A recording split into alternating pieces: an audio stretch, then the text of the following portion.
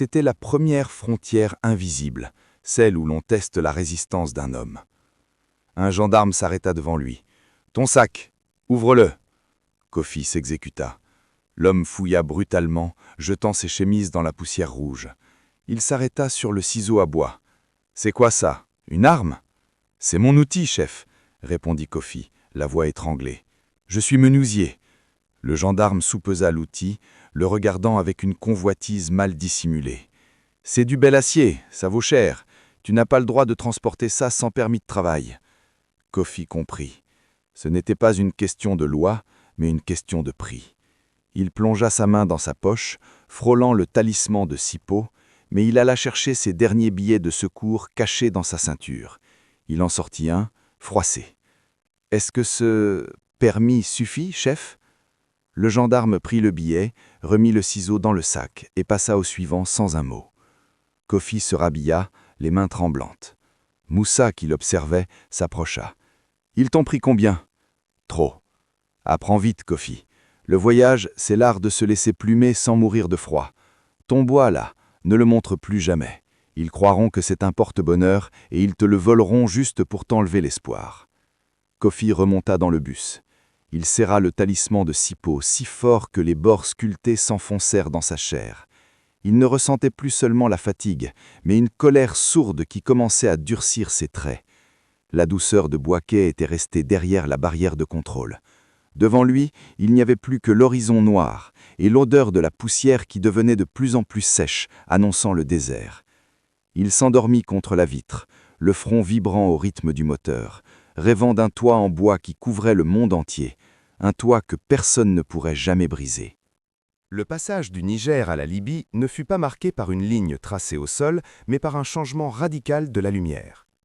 Le ciel, autrefois d'un bleu profond, devint une nappe de chrome chauffée à blanc, une clarté agressive qui semblait vouloir arracher la peau des os. Kofi ne savait plus depuis combien de jours il était entassé à l'arrière du pick-up Toyota, ses poumons saturés par la sable fin du Ténéré. À côté de lui, Moussa s'était tu. Il ne parlait plus du poulet de Boaké ou des routes du Sud. Ses yeux, rouges d'épuisement, étaient fixés sur les dunes mouvantes. Le véhicule s'arrêta soudain au milieu de nulle part. Des hommes en treillis dépareillés, le visage masqué par des chèches, surgirent de derrière un monticule de roches. Le chauffeur, un Touareg au regard fuyant, échangea quelques mots dans une langue gutturale avec le chef du groupe. « Tout le monde descend !» hurla le chauffeur en frappant sur la carrosserie. « Bienvenue en Libye, vos billets se sont arrêtés ici. » Kofi descendit, les jambes flageolantes. Il sentit immédiatement le canon d'une arme contre ses côtes. Un homme, dont l'odeur de tabac bon marché et de sueur rance était insupportable, lui arracha son sac. « L'argent, où est le reste de l'argent ?»« Je n'ai plus rien, bégaya Kofi. J'ai tout donné au passeur à Agadez. » L'homme lui asséna un coup de crosse dans l'estomac. Kofi s'effondra dans le sable brûlant. Le talisman de Sipo, caché dans une doublure secrète de son pantalon, lui entama la hanche. Dans sa douleur, il s'accrocha à cette sensation de dureté. « Je suis toujours en vie », pensa-t-il. « Je suis toujours du bois. » On les jeta tous, comme du bétail, dans un camion frigorifique éteint. L'obscurité devint leur seule compagne.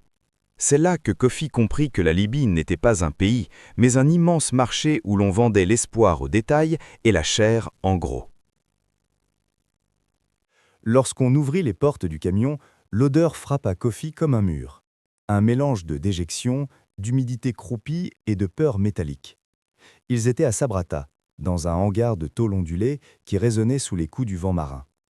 Des centaines d'hommes étaient là, assis ou allongés sur le béton nu. Kofi se trouva à un coin près d'un mur suintant.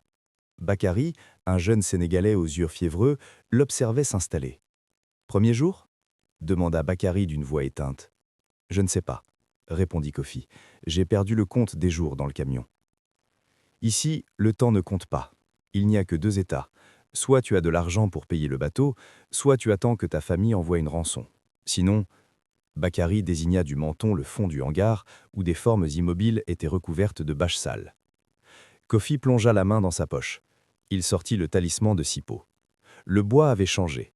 La chaleur du désert l'avait fendu légèrement. Une petite cicatrice blanche traversait maintenant la fibre. Bakary fronça les sourcils. « C'est quoi ça?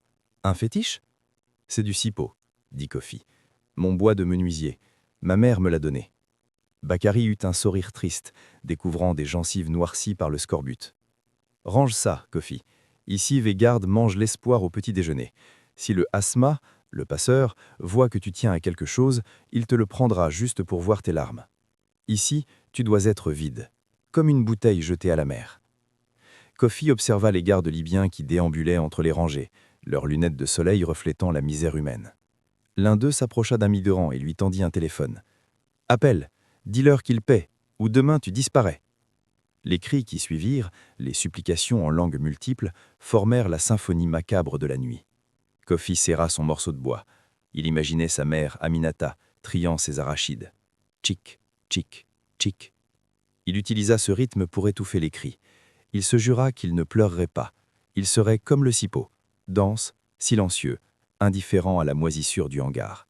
« On partira, Bakary, » murmura-t-il. « Oui, » répondit l'autre dans un souffle, « soit vers le nord, soit vers le fond, mais on partira. » Kofi ferma les yeux, sentant la fibre rugueuse du bois sous son pouce. C'était sa dernière attache à l'humanité dans ce purgatoire de béton. L'ordre de départ tomba comme une condamnation à minuit, alors que le hangar de Sabrata n'était plus qu'un concert de respiration sifflante. Les portes de métal hurlèrent sur leurs gonds. Les projecteurs des 4x4 balayèrent la poussière, transformant les migrants en ombre affolée. « Yalla, yalla !» Les coups de crosse s'abattirent sur les retardataires. Kofi aida Bakary à se lever, ses jambes étant devenues des tiges de roseaux sèches sous l'effet de la malnutrition. Ils furent jetés dans l'arrière d'un camion plateau. Le véhicule s'élança à toute allure dans la nuit noire, éteignant